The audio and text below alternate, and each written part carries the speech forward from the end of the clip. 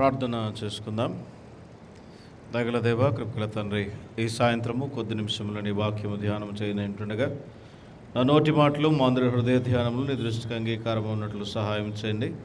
నీ ఆత్మ నడిపింపు మాకు దయచేసి ప్రభువా, క్షమాపణ గురించినటువంటి వాక్యం మేము వినుచుండగా నిజమైన క్షమాపణ ప్రభువా మేము పొందుకోవటానికి మా మనస్సాక్షులను జీవింపచేయమని నీ దాసులు మాట్లాడుచుండగా సిలువ చాటును మరుగుపరిచి నీ మాట మాత్రమే మేము వెలగనున్నట్లు సహాయం చేయమని యేసు నామమున ప్రార్థన అడిగి వేడుకుంటున్నాం తండ్రి, ఆమేన్. మన ప్రభువును రక్షకుడైన యేసుక్రీస్తు నామమున చేరవచ్చిన మీ అందరికీ ప్రత్యేకమైన వందనాలు. ఈ సాయంత్రము మనం ధ్యానించేటువంటి అంశము దేవుడు ప్రజలను క్షమించుట. దేవుడు తన ప్రజలను క్షమించుట. నిన్నటి దినం చాలా శ్రేష్టమైన అంశం విన్నాం, దేవుడు ఇశ్రాయేలు ప్రజలను క్షమించుట. నిన్న చదువుకున్నటువంటి అంశంలో లేదా ధ్యానించినటువంటి అంశంలో మనం చాలా విషయాలను చూసాం. ఏ రీతిగా ఇశ్రాయేలీలు చెదిరిపోయి ఉన్నారు, ఏ రీతిగా వాళ్ళు జీవించాల్సిన మార్గంలో నుంచి తప్పిపోయి ఉన్నారు, ఏ రీతిగా వాళ్ళ జీవితము దేవునికి ఎంత యోగ్యముగా, చేరువుగా, దగ్గరగా, మంచిగా, పవిత్రంగా ఉండాల్సిన వారు, అంటే ప్రత్యేకించబడిన జనులు, పేరు పెట్టి పిలువబడిన జనులు, నా ప్రజలు అనబడిన జనులు, వీరందరూ కూడా వారి మార్గం విడిచి జీవించినప్పుడు ఏమి చేస్తే మళ్ళీ తిరిగి దేవుని దగ్గరికి వచ్చారు? వాళ్ళ మంచితనమా, వాళ్ళ నీత, వాళ్ళ న్యాయమా, లేదా దేవుని కృప అనేది నేను మనం చూసాం. ఈరోజు మనము 32వ కీర్తన మనం ధ్యానం చేస్తూ ఉన్నాం. ఈ ధ్యానమునకు మనం ఇచ్చుకున్నటువంటి థీమ్ దేవుడు తన ప్రజలను క్షమించుట, దేవుడు పాపములను క్షమించుట, దేవుడు తన ప్రజలను వారి పాపములను క్షమించుట.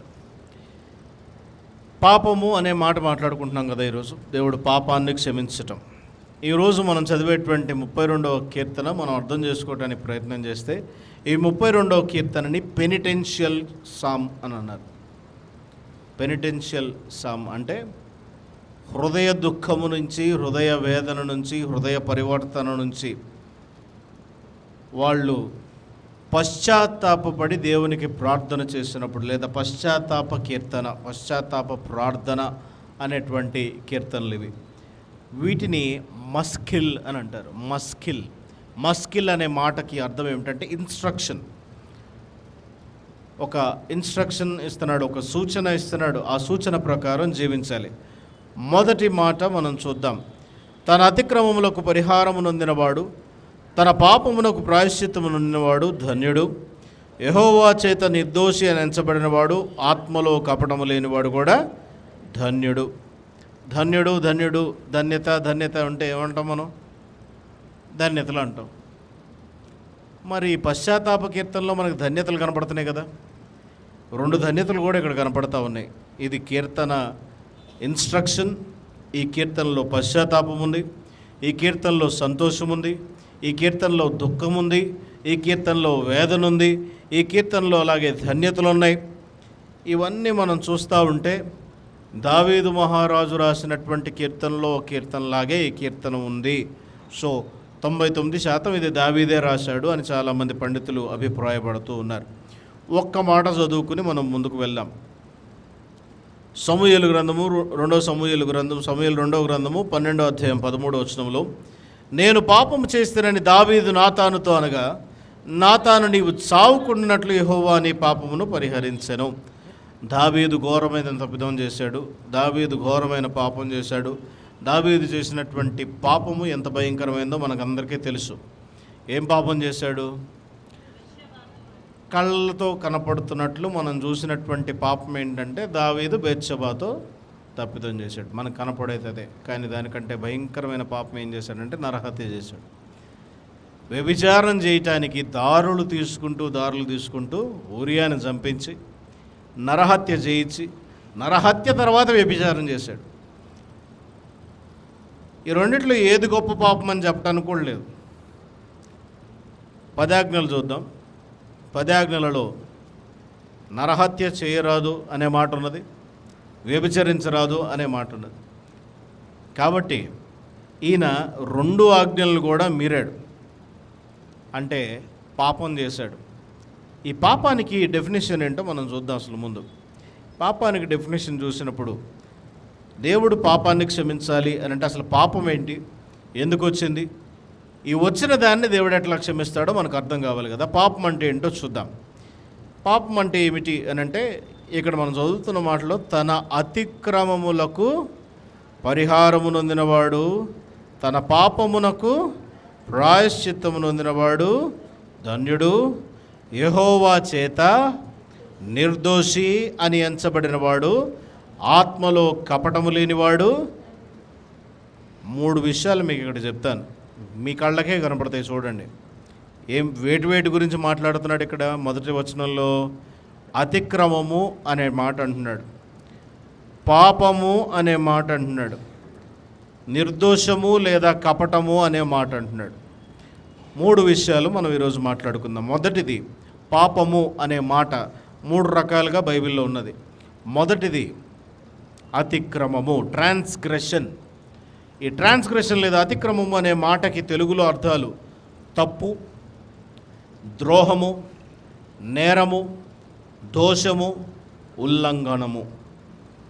రెండవ మాట పాపము. పాపం అంటే ఏమిటి? చేయవలసినవి చేయక చేయరానివి చేస్తేమి అని మనం ప్రార్థన చేస్తూ ఉంటాం, అదే పాపము. మిస్సింగ్ ద మార్క్, మీకు చాలాసార్లు చెప్పాను ఈ మాట, మిస్సింగ్ ద మార్క్. మూడవది ఇనిక్విటీ. ఈ ఇనిక్విటీ అనేటువంటి మాట, దీనిని తెలుగులో అక్రమము, అన్యాయము, దుర్మార్గము, దోషము అని అంటున్నాడు. అక్రమం అనే మాటతో సరిపెట్టుకుందాం మనం. ఈ అక్రమము, ఈ 3 విషయాలు చెప్తాను చూడండి. మొదటిది ట్రాన్స్గ్రెషన్. ట్రాన్స్గ్రెషన్ని ఎట్లా అర్థం చేసుకోవచ్చు అంటే 3 ఒకే ఉదాహరణతో నేను చెప్పడానికి ప్రయత్నం చేస్తాను. ఒక వ్యక్తి కారు కొన్నాడు. కారు కొని రోడ్డు మీద ప్రయాణం అవుతూ ఉన్నాడు. రోడ్డు మీద ప్రయాణం అవుతున్నప్పుడు ఎదురుగా స్ట్రీట్ లైట్లు ఉన్నాయి. స్ట్రీట్ లైట్లో 3 రంగులు కనపడతా ఉన్నాయి, red light, green light, yellow light. Red పడింది. కొత్త కారు కొన్న మోజులో దాటేసి వెళ్ళిపోయాడు. ఇప్పుడు ఏమవుద్ది? ఇంటికి చలానా వస్తుంది. అంటే ఒక ధర్మం ఉన్నది, ఒక చట్టం ఉన్నది, ఆ చట్టాన్ని అతిక్రమించేసి దాటేసి వెళ్ళిపోయాడు, అదే అతిక్రమం. ఒక చట్టం ఉన్నప్పుడు ఆ చట్టానికి లోబడనొల్లని యొక్క స్వభావమే అతిక్రమం. దేవుడు ఆజ్ఞలను ఇచ్చాడు, దేవుడు విధి విధానాలను ఇచ్చాడు. మనం జీవితం ఎట్లా జీవించాలో దేవుడు ఒక మోరల్ కాండక్ట్ బైబిల్లో మనకు రాయించి పెట్టాడు. అది జీవించలేనప్పుడు అది అతిక్రమము, అదే ఇనిక్విటీ. మొదటిది. రెండవది పాపము. మరలా ఇదే మనిషి బయలుదేరాడు, కారు వేసుకుని వెళ్తూ ఉన్నాడు. విజయవాడ నుంచి ఏలూరు బయలుదేరి వెళ్ళాలి. రోడ్డు తిన్నగా వెళ్ళి లెఫ్ట్ సైడ్ హైవే ఎక్కితే చక్కగా ఏలూరు వెళ్ళిపోతారు, ఎక్కడ ఆగకుండా. కానీ ఈయన గుంటూరు మీద నుంచి వెళ్దామని రైట్ సైడ్ బయలుదేరాడు. బయలుదేరిన తర్వాత గుంటూరు వెళ్ళాడు. గుంటూరు నుంచి దారి దొనకల, మళ్ళీ అక్కడి నుంచి నెల్లూరు వెళ్ళాడు. నెల్లూరు నుంచి చెన్నై వెళ్ళాడు. దారి దొరుకుద్దా? ఎక్కడికి వెళ్ళాలి? ఏలూరు వెళ్ళాలి. వెళ్ళాల్సిన దారిలో వెళ్ళకుండా దారి మొత్తాన్ని మర్చిపోవటం లేదా దారి మొత్తాన్ని దాటి వెళ్ళటం పాపం. దేవుడు ఒక దారి ఇచ్చాడు మనకి, ఈ దారిలో నువ్వు జీవించాయా అని మనల్ని దానిలో నుంచోబెట్టాడు. ఆ దారిలో వెళ్ళకుండా మనకు నచ్చిన దారిలో వెళ్ళి నా ఇష్టం, నా కారు, నా దారి అని అంటే వెళ్తామా? అదే పాపము. మూడవ మాట ఇనిక్విటీ. ఈ ఇనిక్విటీ అనే మాటను అర్థం చేసుకోవడానికి ప్రయత్నం చేస్తే ఈ మాట మనకు ఎట్లా అర్థమవుతుందనంటే బైబిల్లో ఈ మాట చూడండి. నిర్గమాకాండము 34వ అధ్యాయం 7వ వచనంలో, ఆయన 1000 మందికి కృపను చూపుచు దోషమును, అపరాధమును, పాపమును క్షమించును గాని ఆయన ఏమాత్రమును దోషులను నిర్దోషులుగా ఎంచక 3-4 తలములకు తండ్రుల దోషమును కుమారుల మీదకిని రప్పించునని ఆయన ఎవరి దోషమును ఎవరి తప్పిదమును నిర్దోషముగా ఎంచడు. కావాల్సి కల్లా చేసుకొస్తే దాన్ని ఆయన విడిచిపెట్టేటువంటి వాడు కాదు. ఈ మూడవ మాటను అర్థం చేసుకోవడానికి ప్రయత్నం చేస్తే అదే కారు, అదే వ్యక్తి బయలుదేరాడు. ఈయన బయలుదేరి వెళ్తున్నప్పుడు కారు తోలుతా వెళ్తున్నాడు కదా, కుడికి తోలుదామని కారు కుడివైపుకి తిప్పాడు, కానీ కారు ఎడమవైపు తిరుగుతా ఉంది. ఎడమకు తోలుదామని ఎడమకు తిప్పుతున్నాడు, కారు కుడివైపుకు వెళ్తా ఉంది. మానవ జీవితం, మానవ ఆలోచనలు, మానవ శరీరేచ్ఛ ఇవన్నీ కూడా ఇట్లాగే ఉంటాయి. అంటే స్వతహాగా దోషముతో పుట్టినటువంటి జీవితం. మనం ఎంత మంచిదైనా తాసుపాము పిల్లను ముద్దు పెట్టుకుందామంటే ముద్దు పెట్టుకొనిస్తుందా? ఎంత మంచిదైనా మొసలి పిల్లను ముద్దు పెట్టుకోమంటే ముద్దు పెట్టుకొనిస్తుందా? దానికంటే ఇంకా భయంకరమైన వాడు, నిలువెల్లా విషం ఉన్నవాడు మానవుడే. అంటే దేవుడు ఇచ్చినటువంటి సెట్ ఆఫ్ రూల్స్ అండ్ కండిషన్స్ని ఫాలో అవ్వలేము. దేవుడు ఇచ్చినటువంటి ఆజ్ఞలను అతిక్రమిస్తూ ఉన్నాం. దేవుడిచ్చినటువంటి మార్గంలో నడవలేకపోతూ ఉన్నాం. అసలు స్వతహాగానే మనలో ఉన్నటువంటి తప్పిదము లేదా దోషము గురించి మనం మాట్లాడుతూ ఉన్నాం. దీనిని గురించి ఇప్పుడు మొదటి వచనం ఇప్పుడు ఇది మనసులో పెట్టుకుని చదువుదాం. తన అతిక్రమములకు పరిహారము నొందినవాడు, తన పాపమునకు ప్రాయశ్చిత్తము నొందినవాడు ధన్యుడు. యెహోవా చేత నిర్దోషి అని ఎంచబడినవాడు, ఆత్మలో కపటము లేనివాడు ధన్యుడు. 3 విషయాల గురించి చెప్పాం కదా. మొదటిది అతిక్రమం. ఆయన మన అతిక్రమములను తుడిచివేస్తే, తీసివేస్తే, కప్పివేస్తే, కంప్లీట్గా అసలు అది లేకుండా చేస్తే అటువంటి వాడు ధన్యుడు. ఎవడైనా ఉన్నాడా భూమి మీద? ఎవడూ లేడు. పాపము రెండవ మాట. ఈ పాపము అనే దానిని కప్పటము గురించి మాట్లాడుతున్నాడు. పాపమును ఎవరైనా కప్పివేయగలిగిన ఎడల, పాపమును ఎవరు కప్పుతారు? మనం కప్పుతాం. ఎట్లా కప్పుతాం? మనం చెప్పం దేవుడికి. బయట చాలా మంచి ప్రెస్టేజ్, బయట నాకు చాలా మంచి పేరు, బయట నేను చాలా గొప్పవాడిని, బయట నాకున్నటువంటి గొప్ప పేరు, గొప్ప ఆర్భాటం, గొప్ప హంగు అంతా వేరు. కానీ నా పాపమును దాచుకుంటూ నేను మీకు అందమైన వాడిగా, మంచివాడిగా, తెల్లని వస్త్రాలు వేసుకుని కనపడతావు. ఇది కప్పివేయటం. కానీ ఆ కప్పివేయటం గురించి ఇక్కడ మాట్లాడట్లా. ఆయన నీతి వస్త్రమునిచ్చి, ఆయన మహిమ వస్త్రమునిచ్చి, ఆయన వస్త్రాలు మనకిచ్చి, రక్షణ వస్త్రాలు మనకిచ్చి, ఆ వస్త్రము చేత మన పాపమును కప్పివేయటం. అలాగా కప్పివేయబడిన వాడు ధన్యుడు అని అంటున్నాడు. ఇంకొక మాట చూద్దాం. దోషము, చివరి మాట దోషము. దోషాలను దేవుడు లెక్క వేస్తే, మోజెస్ డయాన్ రోజుకి ఎన్నిసార్లు ఈ తప్పు చేశాడు, ఈ పాపం చేశాడు, వ్యభిచార ఆలోచనలతో ఉన్నాడు, త్రాగుబోత ఆలోచనలతో ఉన్నాడు, పనికిమాలిన దేవునికి ఇష్టం లేని ఆలోచనలతో ఉన్నాడు. దేవుడు లెక్క వేస్తే గనక ఆయన సన్నిధిలో మనము అడుగు పెట్టగలమా? ఈరోజు నేను ఒక చిన్న డాక్యుమెంటరీ చూస్తూ ఉన్నాను. ఆయన చెప్తా ఉన్నాడు, పూర్వకాలంలో దేవుని యొక్క సమాజ మందిరములో ఎవరు పడితే వాళ్ళు వెళ్ళటానికి వీలులేదు. సమాజ మందిరంలో ఎవరైనా లోపలికి వెళ్ళాలంటే వారి యొక్క జీవితం చాలా ఉన్నతంగా ఉండాలి, పాపములు లేకుండా, తప్పిదాలు లేకుండా, దోషాలు లేకుండా. అటువంటి వాడు తప్ప ఎవడు లోపలికి వెళ్ళలేడు. ఎవరికీ దానిలో అర్హత లేదు. ఈరోజు మనమందరం కూడా దేవుని సన్నిధానంలో కూర్చొని మంచివాడే కానీ, చెడ్డవాడే కానీ, దురాలోచన ఉన్నవాడే కానీ, దేవుడి మీద యుద్ధం చేద్దామని అనుకునేవాడే కానీ, అసలు దేవుడు లేడనేవాడు కూడా వచ్చి దేవాలయంలో కూర్చునే అర్హత దేవుడు కలిగించాడు. అది కృప. ఇప్పుడు ఈ దోషాన్ని లెక్క వేస్తే, ఈ దోషాన్ని దేవుడు మెజర్ చేయటం మొదలు పెడితే, ఈ దోషాన్ని దేవుడు ప్రతిరోజు లెక్కబెట్టి వీడికింత చెల్లించాలి, ఈమెకింత చెల్లించాలని దేవుడు లెక్క వేస్తే ఆయన సన్నిధిలో మనం కూర్చుంటామా? కూర్చోలేము. కాబట్టి దీనిని ఆయన లెక్క వేయకుండా ఉంటున్నాడు. ఈ దోషాన్ని ఆయన లెక్క వేయకుండా ఉంటున్నాడు. అందుకని యెహోవా చేత నిర్దోషి అని ఎంచబడిన వాడు, ఆత్మలో కపటం లేనివాడు ధన్యుడు. ఇదే మాట రోమీయులకు రాసిన పత్రిక 4వ అధ్యాయము 6-8 వచనాల్లో కూడా మరల పౌలు అక్కడ మాట్లాడటం మనం చూస్తూ ఉంటాం. కానీ మన జీవితంలో మనం జ్ఞాపకం చేసుకోవాల్సిన విషయం ఏంటంటే, ఇక్కడ ఇంకో మాట అంటున్నాడు చూడండి, నేను మౌనినై ఉండగా దినమంతయు నేను చేసిన నా ఆర్తధ్వని వలన నా ఎముకలు క్షీణించి ఉన్నవి. ఎందుకు క్షీణించి ఉన్నవి? ఇప్పుడు దాకా పైన చెప్పుకున్న మాటలు ఏంటంటే, ఇటువంటి వాడు ఎవడు లేడు. పాపమును కప్పుకున్నవాడు, దోషమును విడిచిపెట్టినవాడు, లేదా దోషములు లెక్క వేయబడినవాడు, వీళ్ళెవరూ లేరు. ఈ 3 క్రైటీరియాల్లో పడినటువంటి మానవ జాతిలో ఉన్నవాడు ఎవడు లేడు, యేసుక్రీస్తు ప్రభుల వారు తప్ప. దేవుడు జ్ఞాపకం చేసుకుంటే కానీ మనం దానిలో అడుగు పెట్టలేము అనేటువంటి మాట చెప్తూ, ఒకవేళ నా పరిస్థితి ఏమిటి అని అంటే, నేను మౌనినై ఉండగా దినమంతయు నేను చేసిన నా ఆర్తధ్వని వలన నా ఎముకలు క్షీణించి ఉన్నవి. మై బోన్స్ ఆర్ వేస్టింగ్ అవే. ఎందుకు ఈ మాట అని అంటున్నాడు అని అంటే, ఎంతకాలమైతే నా పాపము నేను నీ దగ్గర పెట్టకుండా, ఎంతకాలమైతే నేను మౌనిగా ఉంటాను, నేను మౌనినై ఉండగా అంటే నేను నీ దగ్గర వచ్చి అయ్యా ఇది నా పాపము, ఇది నా దోషము, నేను ఈ తప్పు చేశాను అని నువ్వు చెప్పనంత కాలం, కొన్నిసార్లు మనకి మనమే we don't confess our sins, అంటే మనతో కూడా మనం చెప్పుకోం. అంటే ఈ మాటకు అర్థం ఏంటి? ఒకవేళ నేను వ్యభిచార పాపం చేశాను, నేను కూర్చుని మననం చేసుకున్నప్పుడు, అరే ఇది నేను చేయకూడదు కదా, నేను దేవుని బిడ్డను కదా, దేవుని మార్గంలో నేను ఎదిగిన వాడిని కదా, దేవుని మార్గంలో నేను నిలవబడాల్సిన వాడిని కదా, దేవుని మార్గంలో నేను వెళ్తున్న వాడిని కదా, ప్రభు పనులో పాలిభాగస్తులను అవుతున్నాను, బాప్తిస్మం తీసుకున్నవాడను, నేను ఎట్లా జీవించాలి?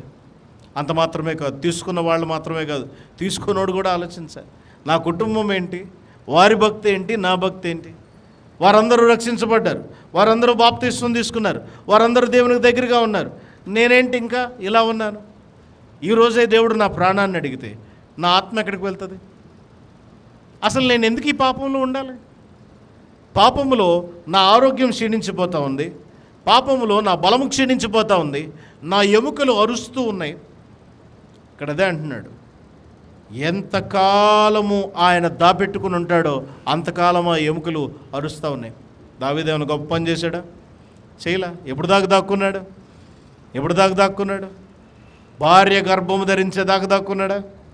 నాతాను వచ్చి ఆ వ్యక్తివి నీవే, ఈరోజు అనుకోండి మీ వైపు కూడా చూపించుకున్న ఆ వ్యక్తివి నీవే అన్నంత వరకు కూడా మీ మాట బయటికి రాకుండా, అయ్యా ఎస్ ఐ హ్యావ్ సిన్డ్ గ్రేవ్లీ, నేను తప్పు చేశాను, నేను పాపం చేశాను, నేను దోషం చేశానని ఎందుకు నువ్వు ఒప్పుకోలేకపోతున్నావు? ఎందుకు నువ్వు బయటికి రాలేకపోతున్నావు? ఏది ఆపుతుంది నిన్ను? నీ నీతి ఆపుతుందా? నువ్వు మంచివాడు అనేటువంటి నువ్వు పెట్టుకున్నటువంటి నువ్వు కట్టుకున్న కోట నిన్ను ఆపుతుందా? సొసైటీలో ఉన్న నీ పేరు నిన్ను ఆపుతుందా? దేవుని పాదాల దగ్గర పడి అయ్యా నేను అసలు చేసినటువంటి పాపం ఎంత ఘోరమైనది అని నీకు నువ్వు ఒప్పుకునే స్థాయిలో లేకుండా నిన్ను ఆపేదేంటి? దానివల్ల నీకు ఏ మేలు కలగట్లేదని దావీదు అంటున్నాడు. నా ఎముకలు క్షీణించి ఉన్నవి. A person who has sin deep with in, తన లోతుల పాపం ఉన్నవాడు ఆ పాపం అతనిలో నుంచి అరుస్తూ ఉంటుందంట. ఆ ఎముకలకు నొప్పి, ఆ శరీరానికి కుళ్ళు, ఆ శరీరానికి మస్టు అదే. రెండవ మాట చూడండి, దివారాత్రులు నీ చెయ్యి నా మీద బరువుగా ఉండెను, నా సారము వేసవి కాలము ఎండినట్టాయను. నీ చెయ్యి నా మీద బరువుగా ఉంది అనే మాటకు అర్థం ఏమిటంటే, అయ్యా నువ్వు పరిశీలించి నన్ను చూస్తూనే ఉన్నావు, నీకు నేను దోషిగా కనపడతానే ఉన్నాను. అంటే దేవుని దృష్టిలో నేను దోషిని నేను దేవుడు చూసినంతకాలము ఆయన చెయ్యి నా మీద ఉన్నట్టే కదా, ఆ బరువు నా మీద ఉన్నట్టే కదా. దేవుడు నన్ను దోషిలాగా చూస్తున్నాడు. తలెత్తుకుని చూడగలమా? మన తండ్రి మనం తప్పు చేసినప్పుడు, తండ్రికి ఇష్టం లేని పని చేసినప్పుడు తండ్రి కళ్ళలోకి పెట్టి కళ్ళు చూడగలమా? తండ్రి వైపు తిరగగలమా? తండ్రితో మాట్లాడగలమా? ఇదే రీతిగా దేవుని విషయంలో మనం తప్పిదం చేసినప్పుడు, దేవుని విషయంలో తప్పిదం మనం చేసినప్పుడు దేవుని వైపుకు, అబ్బా తండ్రి నా ప్రార్థన ఆలకించు, నా మనవి విను, నేను చేసేది చెవియొగ్గుము, నాకు జవాబు దయచే అని అంటే కుదురుతుందా? మనం జీవితంలో ఎందుకింత కాముగా కంపోజ్డ్గా వెళ్తూ ఉన్నామంటే మనం అడిగినవన్నీ ఆయన ఇస్తున్నాడు, మనం అడిగినవన్నీ మనం పొందుకుంటున్నాం. అన్నీ పొందుకుని గంప కింద దాన్ని దాచిపెడితే దానివల్ల ఏం లాభం లేదు. నీకు దేవుడు మేలు చేశాడా? నీ జీవితంలో దేవుడు అద్భుతాలు చేశాడా? నీకు ప్రావిడెన్స్ ఇస్తున్నాడా? ప్రతిరోజు నువ్వు తినడానికి దేవుడు ఇస్తున్నాడా? నీ బిడ్డలకు క్షేమం దయచేశాడా? నీ కుటుంబం అంతా దేవుడు క్షేమం ఇచ్చాడు కదా, నువ్వు బ్రతుకుతున్నావు కదా, నువ్వు ఊపిరి పీలుస్తున్నావు కదా, దానికి మించిన ప్రావిడెన్స్ కూడా ఏమీ అక్కర్లా. అన్ని దేవుడు నీకు చేసిన నీ పాపమును విడిచిపెట్టకుండా ఎందుకు ఆ బరువు నువ్వు మోస్తూ ఉన్నావు? దీనివల్ల అన్కన్ఫెస్డ్ సిన్ అంటే ఒప్పుకోకుండా ఉన్న పాపము ఏమి చేస్తూ ఉంటుందంటే లోలోపల మనల్ని తొలిచివేస్తూ ఉంటుంది. మొదటి భయంకరమైనటువంటి విషయం ఏమిటంటే మనకి దేవుని మధ్యలో అది అడ్డుగోడగా నిలుస్తూ ఉంది. ఆత్మీయంగా మనం దేవుని దగ్గర నుంచి బలపడకుండా ఉండటానికి అది పనిచేస్తూ ఉన్నది. రెండవది సైకలాజికల్ బర్డెన్ ఆఫ్ గిల్ట్. నేను దోషిని, నేను తప్పు చేసిన వాడను. దావీదు పరిస్థితి కూడా అదే కదా, నేను తప్పు చేశానని ఒప్పుకున్నాడు, వెంటనే దేవుడు క్షమించాడు. కానీ ఆ గిల్ట్, ఆ నేరారోపణ, ఆ నేరము మోసుకుంటూ చచ్చిపోయేదాకా తన ప్రాణం బొందులోకి వెళ్ళేంత వరకు కూడా ఆ భారాన్ని ఆయన భరుస్తూనే ఉన్నాడు. ఏంటి దావీదుకున్నటువంటి టైటిల్? నా హృదయానుసారుడైన వ్యక్తి. బాగానే ఉంది. వ్యభిచారి కాదా? నరహత్య చేసినవాడు కాదా? Is he not a murderer? దావీదు మర్డరర్ కాదా? దావీదు వ్యభిచారి కాదా? ఈరోజు మనకు పెట్టుకుందాం పేర్లు. మనం చేసిన పాపములు, మనం చేసిన దోషములు మనకి మనమే టైటిల్స్ ఇచ్చుకుంటే what are we in the sight of the Lord? దేవుని దృష్టిలో మనం ఎవరు? నీతిమంతులమా? పాపము చేయని వారమా? మనం పాపులము, అపరాధులము. దేవునికి ఇంకా అయిష్టమైన స్థితిలోనే జీవిస్తున్న వారము. ఒక వ్యక్తి అంట ఛాలెంజ్ తీసుకున్నాడంట. ఏం ఛాలెంజ్ అని అంటే 10 కేజీల రాయి రోజు మోసుకుంటూ వెళ్తానని అన్నాడంట. నేను దోషినని ఒప్పుకునేదాకా 10 కేజీల రాయి మోసుకుంటూ వెళ్తానన్నాడు. మొదటి రోజు బాగుంది, రెండో రోజు బాగుంది, 10వ రోజుకి అడిగి బరువు తెలిసింది. 100వ రోజుకి దావీదు అంటూ ఉంటాడు కదా, నా ప్రాణము నా లోపల మూలుగుతున్నది అని. అలా మూలుగుతూ ఉన్నాడు. 100వ రోజు బాగుంది, 150వ రోజు ఏమైంది? ఇక నా వల్ల కాదు. ఎంతకాలం మోస్తాం ఈ పాప భారం? ఎంతకాలం నువ్వు దానిని దేవుని సన్నిధిలో ఒప్పుకోకుండా, దేవుని సన్నిధిలో విడిచిపెట్టకుండా? అతిక్రమమును విడిచిపెట్టువాడు ధన్యుడు. అతిక్రమం విడిచిపెట్టని వాడాలి. అతిక్రమం విడిచిపెట్టువాడు ధన్యుడు. ఎప్పుడైతే నువ్వు అతిక్రమాన్ని దేవుని సన్నిధిలో విడిచిపెడితే, అతిక్రమాన్ని దేవుని సన్నిధిలో ఒప్పుకుంటే, అది ఒప్పుకున్న నాడు నీ జీవితాన్ని దేవుడు మారుస్తూ ఉన్నాడు. నువ్వు దేవుని సన్నిధిలో ఒప్పుకోవాల్సిన వాడుగా ఉన్నావు. ఇప్పుడు దాకా ఏం చేస్తున్నాడంటే దావీదు పాపాన్ని కవర్ చేస్తున్నాడు. పాపాన్ని కవర్ చేస్తానే ఉన్నాడు. మహారాజు ఎవరికి తెలియకూడదు ఆయన చేసినటువంటి పాపం. నాతాను వచ్చి చెప్పేంతవరకు కూడా ఎవరికి తెలియదా పాపం? ఆ వ్యక్తివి నీవే అనేదాకా బయటపడికి తెలియదా పాపం? ఎప్పుడైతే నేను దోషం చేశానని ఆ 12వ అధ్యాయం 13వ వచనంలో ఆయన ఒప్పుకున్నాడు, ఇప్పుడు దేవుడు కవర్ చేస్తున్నాడు ఆయన పాపాన్ని. God is covering his sin. ఈరోజు నీకు నాకు కూడా మనకు అర్హత లేకపోయినా, మనం మంచివాళ్ళం కాకపోయినా, మనం ఇంకా దేవునికి రెబిలియస్ పీపుల్గా ఉన్నా, దేవుడు తన రక్తం ద్వారా మన పాపాలను కప్పుతూ ఉన్నాడు. దేవుడు తన వస్త్రం ద్వారా మన పాపాలను కప్పుతున్నాడు. ఆయన రక్షణ వస్త్రం ఇవ్వడానికి సిద్ధంగా ఉన్నాడు. ఆయన నీతి వస్త్రం మనకు ధరింపజేయడానికి సిద్ధముగా ఉన్నాడు. ఏం చేయాలి మనం? ఏం చేయాలి? We have to acknowledge before God. 3 విషయాలు దావీదు ఇక్కడ చెప్తా ఉన్నాడు. ఆ మాటలు మనం చూద్దాం. నా దోషము కప్పుకొనక నీ ఎదుట నా పాపము ఒప్పుకుంటుని, యెహోవా సన్నిధిని నా అతిక్రమమును ఒప్పుకున్న. 3 మాటలు చెప్తున్నాడు. ఏంటి? దోషము, పాపము, అతిక్రమం గురించి మాట్లాడుతూ ఉన్నాడు. ఇక్కడ అదే మాటలు చూద్దాం. నా దోషమును కప్పుకొనక నీ ఎదుట పాపము ఒప్పుకుంటుని, యెహోవా సన్నిధిని నా అతిక్రమమును ఒప్పుకుందని అనుకుంటుని, నీవు నా పాప దోషమును పరిహరించి ఉన్నావు. సిన్, ఇనిక్విటీ, ట్రాన్స్గ్రెషన్, ఇవన్నీ ఆయన ఒప్పుకుంటూ ఉన్నాడు. ఇవన్నీ ఆయన ఒప్పుకున్నప్పుడు దేవుడు క్షమించేటువంటి దేవుడుగా ఉన్నాడు. ఇదంతా జరగాలంటే ఏం జరగాలో తెలుసా? పాపమునకు పరిహారార్థం జరగాలి. పాపానికి పరిహారం చెల్లించబడాలి. మన పాపాల కొరకు చెల్లించబడిన పరిహారం ఏంటి?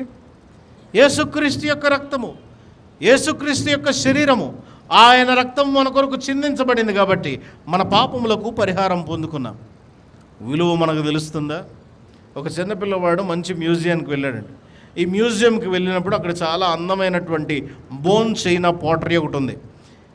ఈ చైనా పాటరీని, అంటే పోర్సలిన్ గాజు లాంటిది, దానిని చూసి వాడికి ఎందుకో బాగా నచ్చి ముట్టుకోవాలనిపించి దగ్గర దాకా వెళ్ళి దాన్ని ముట్టుకోగానే అమాంతం అది కింద పడిపోయింది. ఎన్ని వేలు పెట్టినాడు బయటికి రాలేడు. ఇప్పుడు వీడుకుండే ప్రైమరీ భయం ఏంటి? మా నాన్న నన్ను కొడతాడు. దాని విలువ వాడికి తెలీదు. మా నాన్న నన్ను కొడతాడు. ఆ తండ్రి తన వెలంతా చెల్లించి, తన దగ్గర ఉన్న డబ్బులన్నీ ఇచ్చి, కొడుకుకేమీ ఇబ్బంది కాకుండా బయటికి తీసుకొచ్చాడు. బయటికి తీసుకొచ్చిన తర్వాత కూడా కొడుకుని ఏమనలేదు, అరే నేను క్షమించాను.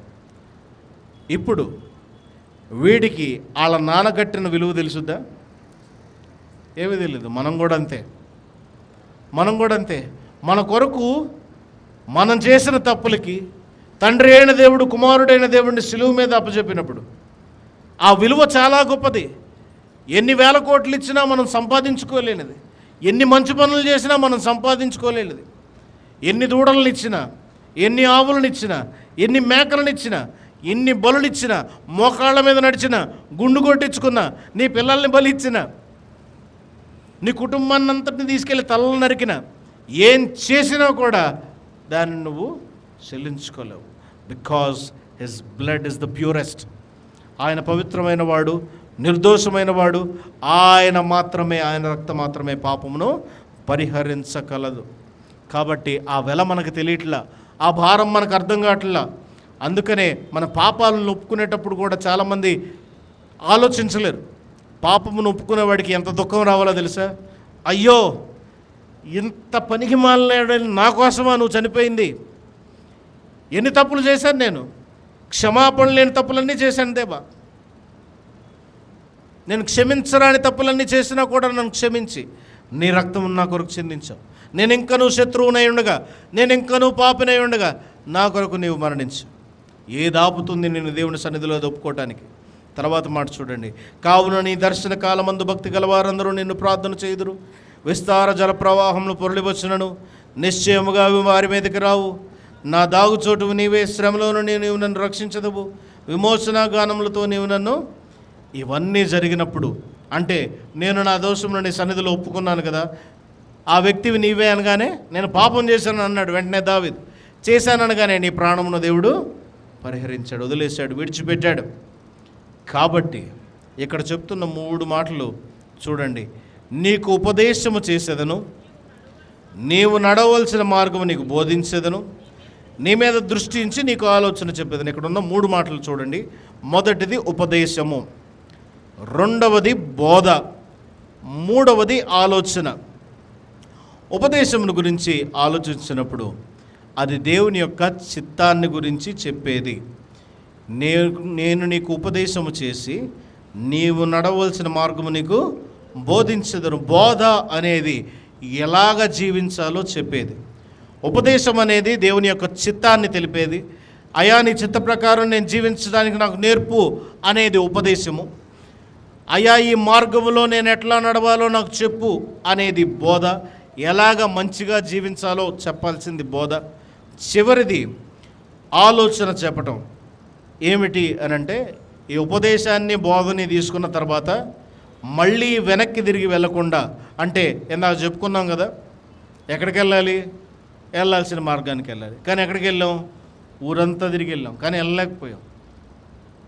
ఇలా మళ్ళీ వెనక్కి మళ్ళకుండా ఉండటానికి దేవుడు ఆలోచన చెప్పడానికి, అంటే ప్రతి ఆలోచనలో మనకు తోడుగా ఉండటానికి ఆయన ఆలోచన మనం ముందు పెట్టుకుని నడవలసిన వారమై ఉన్నాము. తర్వాత మాట చూద్దాం. బుద్ధి జ్ఞానములు లేని గుర్రవలు లేను, కన్సర్గాడిద వలన మీరు ఉండకుడి. అవి నీ దగ్గరకు తేబడినట్లు వాటి నోరు వారుతోనూ కళ్ళెముతోనూ బిగింపవలను. దేవుడు ఏం చెప్తున్నాడంటే ఇక్కడ మనం అర్థం చేసుకోవడానికి ప్రయత్నం చేస్తే దీనిని స్టబ్బర్న్ రెసిస్టెన్స్ అంటారు. స్టబ్బర్న్ రెసిస్టెన్స్ అంటే ఒప్పుకోలేం, తప్పని చెప్పలేం. ఎప్పుడు చేస్తావయ్యా? ఈరోజు వద్దులేండి పాస్టర్ గారు. ఎప్పుడు బాప్తీసం తీసుకుంటావయ్యా? ఈరోజు కాదయ్యా, ఈ నెల కాదయ్యా, ఈ సంవత్సరం కాదయ్యా. సిగ్గుండాల. ఎంతకాలం దేవుడి నుంచి పొందుకుంటానే ఉంటావు, ఎంతకాలం దేవుడి దగ్గర నుంచి తీసుకుంటానే ఉంటావు. నీకు అడిగినవన్నీ దేవుడు ఇస్తున్నాడు, నువ్వు అనుకున్నవన్నీ దేవుడు నీకు చేస్తున్నాడు. దేవుడు మాత్రం నీకు అన్నీ ఇవ్వాలి, నీకు అన్నీ చేయాలి. నీ పాపము ఒప్పుకొని శుభ్రంగా సుఖంగా ఉండరా బాబు ప్రాణం. ఆ పాప భారాన్ని మోయకుండా, నీ ఎముకల్లో కుళ్ళు పెట్టుకోకుండా, నీ జీవితాన్ని పాడు చేసుకోకుండా దేవుడి దగ్గర రారా అని చెప్తున్నా కూడా ఇప్పుడు కాదు. ఏది నీ సమయం, ఏది నీ సమయం. దీనిని ఏమన్నాడంటే స్టబ్బర్న్ రెసిస్టెన్స్ అన్నాడు. ఒప్పుకోలేకపోవటం. God is asking willing obedience. చిత్తము ప్రభువా, అవును ప్రభువా, నీవిచ్చిన ప్రాణము, నీవిచ్చిన జీవితము, నీవిచ్చిన కుటుంబము, నీ కృపయే అని ఒప్పుకోవడానికి ఏం కావాలి మనకి? నోరు చాలదా? మన నోరు చాలదా? ఏది ఆపుతుంది? ఏ గర్వం ఆపుతుంది మనల్ని? కాబట్టి వాటిలాగా కంచరగాడిదల్లాగా లేదా ఇతర గాడిదల్లాగా నువ్వు బ్రతకొద్దు. Be able to be teachable. దేవుడు నిన్ను బోధించడానికి సులువుగా నీ మనస్సును పెట్టుకో. దేవుడు చిత్తాన్ని ఒప్పుకోవటానికి ఒబీడియంట్గా జీవించు అని దేవుడు చెప్తూ ఉన్నాడు ఈ మాట. తర్వాత మాటలు చూద్దాం. భక్తిహీనులకు అనేక వేదనలు కలుగుతున్నవి, యెహోవా యందు నమ్మకించు వాని కృప ఆవరించి ఉన్నది. దుర్మార్గులకు ఉండేటువంటి గతి గురించి ఇక్కడ చెప్తున్నాడు. అంత మాత్రమే కాదు, చివరిలో చూద్దాం. నీతిమంతులారా యెహోవాను బట్టి సంతోషించుడి, ఉల్లసించుడి. యథార్థ హృదయులారా మీరందరూ ఆనందగానము చేయుడి. ఎందుకు అనంటే, మీరు మీ అతిక్రమాలను ఒప్పుకున్నారు, మీ పాపాన్ని విడిచిపెట్టారు, మీ జీవితాన్ని సరిచేసుకున్నారు, మీ చిత్తాన్ని దేవుని చిత్తానికి అనుసంధానం చేసుకున్నారు. అప్పుడు మీ జీవితాలు ఎట్లా ఉంటాయంటే, యెహోవాను బట్టి సంతోషించండి, ఉల్లసించండి. యథార్థ హృదయాలారా అంటే మీ హృదయంలో యథార్థత ఉంది. ఎవరి హృదయంలో యథార్థత లేదు? నేను మంచివాడిని, నేను నీతిమంతుడిని, నేను పాపం లేనివాడిని, అందరూ కూడా యథార్థత లేనివారు. యథార్థత అంటే ఏంటి? ఎలా ఉన్నామో అలా మనల్ని మనం ఒప్పుకోగలగడం యథార్థత. అంటే మన జీవితం అద్దంలాగుంటే, మన జీవితం సీ-త్రూ లాగా ఉంటే, చూడు I am an open book, నా జీవితంలోకి వచ్చి చూసుకో, ఎక్కడ ఏ పాపం లేదు అనేంత నీతిమంతుడు ఎవడూ లేడు. మనము ప్రతిరోజు కూడా దేవుని సన్నిధికి వచ్చాయా, నేను బ్రతకాలంటే, పాపం లేకుండా ఉండాలంటే నీ దగ్గర రావాల్సిందే. నా బలము కాదు, నా మంచితనం కాదు, నా నీతి కాదు, నా భక్తి కాదు అని అనగలిగేటువంటి పరిస్థితిలో ఉండాలి. చాలామందికి ఇదే ఆలోచన వస్తూ ఉంటుంది. బాప్తిస్మం తీసుకున్న వాళ్ళందరూ కూడా రోజు చాలా మంచిగా ఉంటారు. నేను ఉండలేను కాబట్టి నేను తీసుకోలేకపోతున్నాను. ఏదో నువ్వు అవార్డు ఇచ్చి నువ్వు మంచివాడని నీకు తీసుకొచ్చి బాప్తిస్మం ఎవరెవరు? Every man is a sinner. ప్రతి పాదిరి పాపం చేసినోడే, ప్రతి బిషప్ పాపం చేసినోడే, ప్రతి పోపు పాపం చేసినోడే. పోపుకు కూడా ప్రతిరోజు పాప పరిహారార్థం కావాలి. పోపు కూడా ప్రతిరోజు దేవుని సన్నిధికి వచ్చి అయ్యా నన్ను క్షమించని అడగాలి. బిషప్ కూడా దేవుని సన్నిధికి వచ్చి అయ్యా నన్ను క్షమించని అడగాలి. పాస్టర్ కూడా దేవుని సన్నిధికి వచ్చి అయ్యా నన్ను క్షమించని అడగాలి. ఒకవేళ మేము ఆ మాట కాకుండా నేను చాలా మంచిని చెప్పుకుంటే, మాకంటే దుర్మార్గులు ప్రపంచంలో ఎవరు లేరని అర్థం, మాకంటే స్వనీతిమంతులు ఎవరు లేరని అర్థం. ప్రతి వ్యక్తి ప్రతిరోజు దేవుని దగ్గరికి వచ్చి పాపం ఒప్పుకోవాలి. ఏం ఆపుతుంది నిన్ను? మరి మనం అందరం మంచివాళ్ళమని బాప్తీసం తీసుకోవాలి కదా. ప్రతిరోజు తప్పు చేస్తామని తెలుసు, కానీ మనకున్న ధైర్యం, మన రక్షకుడైన ప్రభు మన పాపములు పరిహరించడానికి సిద్ధంగా ఉన్నాడు. అలా అని ఛాన్స్ తీసుకుని రోజు తప్పు చేయమని కాదు, అలా అని బాప్తీసం తీసుకున్న రోజే మందు తాగమని కాదు, వ్యభిచారం చేయమని కాదు, నరహత్య చేయమని కాదు. ఈ రాత్రికి నీ ప్రాణమును కనుక దేవుడు అడిగితే నువ్వేం సమాధానం చెప్తావు? పాపమును ఒప్పుకునే వారముగా మనం ఉండాలి. 4 విషయాలు చెప్పి నేను ముగిస్తాను. దైవీకమైన క్షమాపణలో నిజమైనటువంటి దీవెన మనం పొందుకుంటాం. దావీదు ఇదే చెప్తున్నాడు ఈ పాఠ్యభాగంలో. There is true blessedness in divine forgiveness. క్షమాపణ ముందు పొందుకోవాలి మనం. క్షమాపణ లేకుండా దావీదు 9 నెలలు ఎట్లాగైతే బ్రతికాడో నాతాను వచ్చేంత వరకు, నువ్వు నీకు తెలియకుండా దావీదు 9 నెలలే బ్రతికాడు. నువ్వు ఎన్ని సంవత్సరాలు బ్రతుకుతున్నావు క్షమాపణ లేకుండా? నువ్వు ఎన్ని సంవత్సరాలు నీ పాపాలు ఒప్పుకోలేకుండా పోతున్నావు? తస్మాత్ జాగ్రత్త. 2వ మాట, hidden sin destroys the human soul. కనపడని పాపము మన శరీరాన్ని, ప్రాణాన్ని, మన ఆత్మను కూడా నశింపచేస్తూ ఉంటుంది.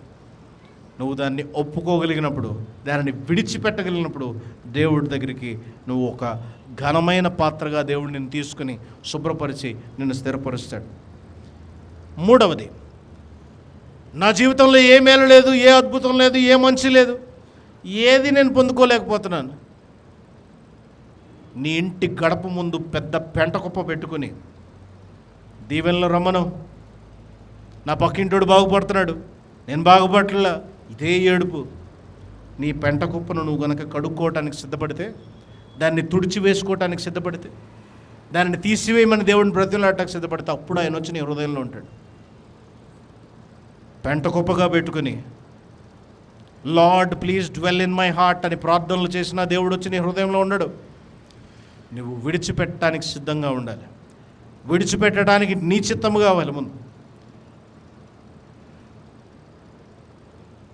కరెంటు వైరు పట్టుకుని షాక్ కొడుతుంది, నన్ను రక్షించండి అని అరుస్తున్న వాడికి దాన్ని విడిచిపెట్టి బయటకు వచ్చే ప్రాణాన్ని కాపాడుకోవాలనుకున్న వాడికి చాలా తేడా ఉంటుంది. పాపం అనేది ఎలా ఉంటుందంటే దాన్ని పట్టుకుని ఊగులాడతాను, నొప్పుడుతుంది, కష్టం, బాధ, అయినా దాన్ని పట్టుకుని ఊగులాడాలి. పాపాన్ని విడిచిపెట్టలేకపోతే అదే అవుతుంది. Confession opens doors to grace. దేవుని కృప పొందుకోవటానికి నీ పాపపు ఒప్పుకోలు నీకు ఉపయోగపడుతూ ఉంటుంది. చివరి మాట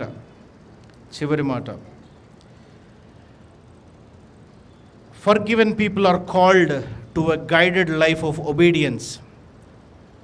ఒప్పుకోలు కలిగి, వినమ్రత కలిగి, మంచి జీవితం జీవించగలిగేటువంటి మనస్తత్వం రావాలంటే నీ పాపాలు క్షమించబడాలి. అంత మంచిగా ఉన్నాడు ఆయన, అంత మంచిగా ఉంది, నేను ఉండలేకపోతున్నాను. నువ్వు ఈరోజు మోకాళ్ళ మీద ఉండి, ప్రభువా, ఎవరికి చెప్పక్కర్లా, తమకేసుకోక్కర్లా, బాకాలు పెట్టి ఇంట్లో మైకులు పెట్టి చెప్పక్కర్లా, 10 మందికి కూడా చెప్పక్కర్లా. నువ్వు ఎవరి పట్ల పాపం చేసావో వెళ్ళి వాళ్ళతో చెప్పు. ఒకవేళ నువ్వు నీ భర్త పట్ల నువ్వు తప్పు చేస్తే వెళ్ళి నీ భర్తతో కన్ఫెస్ అవ్వు. నువ్వు నీ భార్య పట్ల తప్పు చేస్తే నువ్వు వెళ్ళి నువ్వు భార్యతో చెప్పు. ఎవరి పట్ల నువ్వు తప్పు చేస్తే వారి పట్ల చెప్పు. లేదా నువ్వు మోకరించి క్షమించమని దేవుడిని అడుగు. క్షమాపణ పొందే హృదయం ఇమ్మని దేవుని అడుగు. దేవుడు నిన్ను కనికరించడానికి సిద్ధంగా ఉన్నాడు. కానీ ఇదంతా పేరబెట్టుకుని అలాగే జీవిస్తే ఎప్పుడు పొందుతావు క్షమాపణ? ఎప్పుడు చూస్తావు దేవుని కృప? ఎప్పుడు చూస్తావు దేవుని యొక్క కనికరము? ఇదంతా మనం ఎంతకాలం చేస్తామో తెలుసా? ఆయన ఎంత గొప్పవాడో అర్థం కాలనంత కాలం పాపాన్ని అంటుపెట్టుకుని ఉంటాం. I am a Christian sir, నా మెడలో సిలువ ఉంది సార్, నా ఇంటి ముందు దేవుని వాక్యం ఉంది సార్, ఎక్కడ చూసినా మా ఇంట్లో సిలువలే కనపడతాయి సార్, ప్రార్థన కొబ్బరి నూనె ఉంది సార్. పాపం ఒప్పుకోనంత కాలం నీ ఇంట్లో ఎన్ని బంగారు సిలువలున్నా, ఎన్ని వాక్యపు ఫ్రేములున్నా, ఎన్ని బైబిళ్ళున్నా, నీకు ఎన్ని వాక్యాలు కంఠస్థం వచ్చినా ఇవన్నీ కూడా యూజ్లెస్. కమ్ టు గాడ్, దేవుని దగ్గరికి రా, నీ పాపాలు ఒప్పుకో. ఇది ఏ అనుకూల సమయము, ఇది ఏ రక్షణ దినము. తలలు వంచుకుని ప్రార్థన చేసుకుందాం. దయగల దేవా, కృపగల తండ్రి, పరిశుద్ధుడా, ఈ సాయంత్ర సమయంలో నీ దాసుని ప్రభువా నోటిబోరుగా వాడుకుని మాట్లాడినందుకు నీకు వందనాలు. ప్రభువా, మేమందరము పాపం చేసిన వారం, మేమందరము తప్పిదం చేసిన వారం తండ్రి. నీ సన్నిధిలో నుంచోటానికి కూడా అర్హత లేని వారం. కేవలం నీ రక్త ప్రోక్షణ మా మీద జరిగించి, నీ దయను నీ కృపను మాకు అనుగ్రహించి నీ సన్నిధిలో నుంచోటానికి అవకాశం ఇచ్చినాం. ఈ రాత్రి వేళ మమ్మల్ని మేము మీ చేతికి అప్పచెప్పుకుంటున్నాం ప్రభా. మా పాపములు, మా దోషములు, మా అతిక్రమములు ప్రభా పరిహరించి వాటిని నీ కృపతో కప్పి ప్రభువా నీ వైపుకు మేము చూడటానికి, మా పాపముల్ని సన్నిధిలో ఒప్పుకోవడానికి సహాయం చేయండి. మా అతిక్రమములు ఇక్కడ విడిచిపెట్టి వెళ్ళడానికి సహాయం చేయండి ప్రభువా. నువ్వు మా అతిక్రమములు తుడిచివేయడానికి సిద్ధంగా ఉన్నావు తండ్రి. ప్రభువా, నీ చేతికి అప్పచెప్తున్నాం. నీ కృపలో మమ్మల్ని జ్ఞాపకం చేసుకోండి. నీ కృపలో మమ్మల్ని బలపరచండి తండ్రి. నీ వాక్యం చేత మమ్మల్ని పట్టుకోండి తండ్రి. దైవభక్తి కలిగి ఉండటానికి సహాయం చేయండి. ఆచరణయుక్తమైన భక్తి కాదు ప్రభువా. నీ సన్నిధిలో మా పాపములు ఒప్పుకొని, మా దోషములు ఒప్పుకొని తండ్రి, అవి ఎంత ఘోరమైనవైనా క్షమించడానికి సిద్ధం కలిగిన దేవుడుగా ఉన్నావు తండ్రి. ప్రభువా, మా పాపాలు యాక్సెప్ట్ చేయడానికి సహాయం చేయండి. మా పాపాలు మాకు గుర్తు చేయండి. మేము తెలిసి చేసిన పాపములు, తెలియక చేసిన పాపములు నీ సన్నిధిలో ప్రభా ఒప్పుకొనిచున్నాం. ఎవరెవరైతే ఇంకా ఒప్పుకోలేకపోతున్నారో వారి పక్షమును ప్రభా నాయన ప్రార్థన చేస్తున్నాం. కఠిన హృదయాన్ని తీసివేయండి, మొండి హృదయాలను తీసివేయండి, బండలాంటి హృదయాలను తీసివేయండి, మాంసపు హృదయాన్ని కలిగించండి ప్రభా. మీ చేతికి అప్పచెప్తున్నాం ప్రభా. నీ కృపలో జ్ఞాపకం చేసుకోండి, నీ కృపలో జ్ఞాపకం చేసుకోండి ప్రభా. నీ చేతికి అప్పచెప్తున్నాం ప్రభా. ప్రభా, నీ శక్తిని, నీ బలమును చూడలాగిన సహాయం చేయండి. మా హృదయంలో తండ్రి మీరు నివసించండి ప్రభా. మేము పేరబెట్టుకున్నటువంటి పాపమంతా నీ పాదాల దగ్గర ఒప్పుకుంటున్నాం ప్రభా. క్షమించండి. నీవు పరిశుద్ధుడు తండ్రి. నీ ప్రజలమైన మేము పరిశుద్ధులుగా నివసించడానికి నీవు ఇష్టపడుతున్నావు ప్రభా. ఇంకా మేము పాపంలోనే జీవిస్తే, ఇంకా ప్రభా మేము దోషంలోనే బ్రతికితే, ఇంకా మా అతిక్రమలు నీకు మాకు మధ్యలో అడ్డుగోడుగా ఉంటే నీవు ఇష్టపడేటువంటి దేవుడు కాదు తండ్రి. ప్రభువా, నీ యొక్క ఆత్మ సంచారము మా దేవాలయంలో ఉందని మేము నమ్ముతున్నాం నాయన. ఇప్పుడు దుఃఖముతో నీ సన్నిధిలో ఒప్పుకుంటున్న వారిని, పాపములు విడిచిపెట్టాలని ప్రార్థన చేస్తున్న వారిని నీవు దర్శించండి, వారి పాపములు క్షమించండి. ఇదిగో ప్రభువా, నా దోషములు నా పాపములు క్షమించండి తండ్రి. నా తప్పిదములు ప్రభువా క్షమించండి తండ్రి. క్షమించడానికి కూడా వీలు లేనటువంటి పాపములు ఎన్నో చేశాం ప్రభువా, క్షమించండి తండ్రి. నూతన హృదయం మాకు అనుగ్రహించండి ప్రభువా. నీ ఆత్మకార్యం మా హృదయంలో జరిగించండి ప్రభువా. నీ నీతి చేత మా పాపములన్నీ కప్పుతున్నావు తండ్రి. నీ రక్తము చేత మా దోషమును కడగటానికి సిద్ధముగా ఉన్నావు తండ్రి. మీ చేతికే మమ్మల్ని చెప్పుకుంటున్నాం. నీ కృపా కనికర సహాయం మాకు అనుగ్రహించు. మా సంఘంలో ఉన్న ప్రతి వ్యక్తిని, ప్రతి బిడ్డను పేరు పేరున ఆశీర్వదించు ప్రభు. ఆత్మీయంగా కట్టబడే సంఘంగా ఉండడానికి సహాయం చేయండి. నీ కార్యము ఈ సంఘంలో జరిగించండి. యవనస్తులను ముట్టుకోండి. ఇంకా ఏది వారిని వెనక్కి లాగుతుందో, ఏది వారిని ఆపుతుందో ప్రభా, నీవు వారితో మాట్లాడండి. నీ కార్యం జరిగించు. రాత్రి వేళ మమ్మల్ని మేము మీ చేతికి అప్పచెప్పుకుంటాం. మీ కృపా కనికర సహాయాలు మాకు అనుగ్రహించి బలపరచుమని మా ప్రభువును ప్రియరక్షకుడైన యేసు